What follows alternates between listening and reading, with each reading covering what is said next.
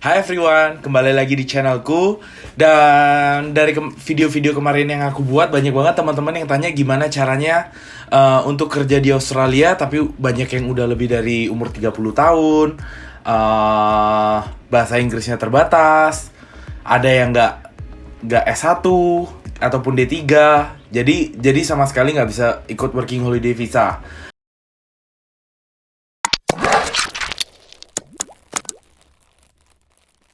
Nah, kali ini aku mau cerita gimana caranya teman-teman supaya bisa tetap berangkat ke Australia walaupun udah lebih dari 30 tahun.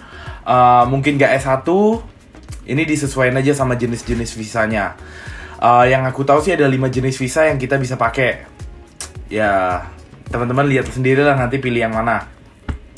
Yang pertama, visa pertama itu tentunya visa yang aku pakai. Ini paling enak menurutku, working holiday visa. Nah, ini bisa diperpanjang sampai 3 tahun. Yaitu ada syarat-syaratnya. Mungkin di next video aku bakal bikinin syarat-syaratnya. Jadi teman-teman gampang supaya tahu gimana caranya working holiday visa sampai bisa 3 tahun. Karena pertama kali daftar itu cuma dapat sampai 1 tahun aja. Cuma 1 tahun. Nah, tapi kalau working holiday visa ini, yaitu syaratnya harus minimal D3 atau S1 dan gak boleh lebih dari 30 tahun. Ini lebih susah nih buat teman-teman yang udah lebih dari 30 tahun ya sama sekali udah nggak bisa. Kalau misalkan umurnya udah mepet 30 tapi masih harus ambil S1 lagi, susah juga. Kayaknya kalau IELTS ini jadi masalah semua orang.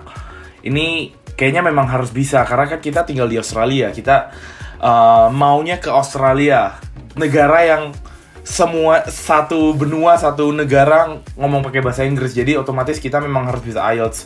Dan IELTS 4,5 general gak terlalu susah kok.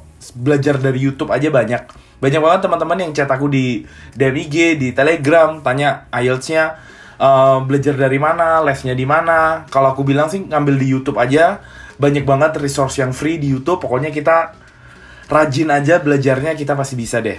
Nah, itu visa pertama yang paling recommended menurutku dan aku pakai. Visa kedua, ini teman-teman bisa pakai visa student. Jadi teman-teman kuliah di sini sambil kerja di sini. Nah, teman-teman bisa pilih nih, mau yang kuliah beneran atau kuliah yang penting bisa kerja. Nah, teman-teman bisa pilih. Nah, kalau mau kuliah beneran, teman-teman pasti banyak tuh bisa pilih-pilih di internet kira-kira kampus yang teman-teman mau. Tapi ya pasti biayanya besar. Kedua juga kuliahnya susah, jadi kita mungkin kerja cuma part time sekedarnya aja. Atau kita bisa cari kuliah yang udahlah pokoknya seminggu masuk sekali aja. Atau aku pernah tahu kuliah sama sekali nggak usah masuk. Pokoknya kita punya student visa, kita datang bener-bener orang datang untuk kerja. Tapi minusnya kalau student visa adalah pertama modalnya besar. Itu sekitar, enggak deh, jangan sekitar, mungkin beda-beda. Karena kita harus bayar asuransi kesehatan, harus bayar biaya sekolahnya, harus bayar visanya, harus bayar pendaftarannya. Tiap bulan kita juga harus bayar uang sekolah. Jadi gitu. Dan ada maksimal working hour-nya. Maksimal working hour itu 20 jam per week. Jadi ya teman-teman hitung-hitung sendiri kalau semen gajinya kira-kira segini, cukup nggak sih untuk bayar visanya, bayar biaya sekolahnya, bayar biaya hidup, bayar rent. Dan aku juga nggak tahu kalau student visa bisa nggak sih kita bebas pindah-pindah di Australia atau harus stay di satu tempat kuliah itu. Teman-teman harus cek sama agennya teman-teman masing-masing. Pokoknya kalau student visa itu harus cek sama agennya.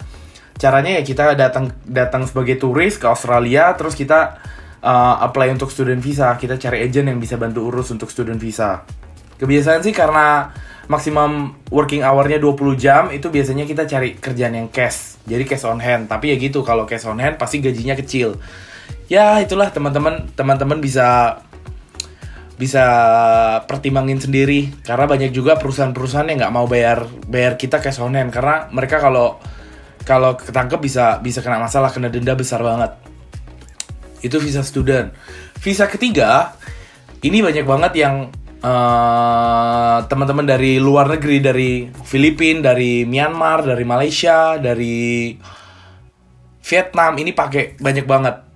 Cuma mungkin karena mereka punya pengalaman kerja yang baik di sana.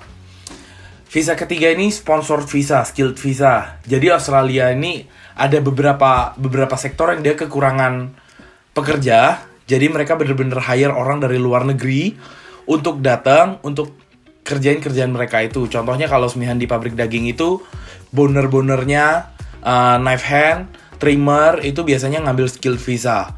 Ini visanya nego sama company, visanya kita yang bayar atau enggak, dapatnya berapa lama. Tapi sampai sekarang aku belum ketemu orang Indonesia yang udah dapat skill visa ini, kecuali teman-teman dari Indonesia yang pakai working holiday, terus kerja, bosnya suka sama kerjaannya, dikasih skill visa. Yang di tempatku kerja di meat factory itu kebanyakan orang-orang Vietnam, orang-orang Filipina, orang-orang Cina, itu mereka dapat skill visa ini. Nggak tahu mereka gimana cara dapatnya. Yang keempat, visa keempat ini agriculture. Tapi kayaknya sekarang belum buka. Itu kayaknya di 2023 akan buka. Masih nggak tahu juga Indonesia kebagian kuotanya apa enggak. Jadi pokoknya kita bisa berangkat ke Australia minimal 21 tahun. Kita kerja di bidang agriculture pokoknya. Itu semua juga belum dapat informasi apa-apa. Nanti teman-teman bisa cek sendiri di websitenya imigrasi. Dan yang kelima, ini cara yang sangat-sangat tidak disarankan. Kita datang sebagai turis, ya ilegal gitulah. Ya gitulah, ngerti kan? Ngerti kan pasti? Ya ngerti lah. Oke, jadi sekian itu aja videoku hari ini. Semoga video ini membantu. Jangan lupa di subscribe, like, dan di komen teman-teman.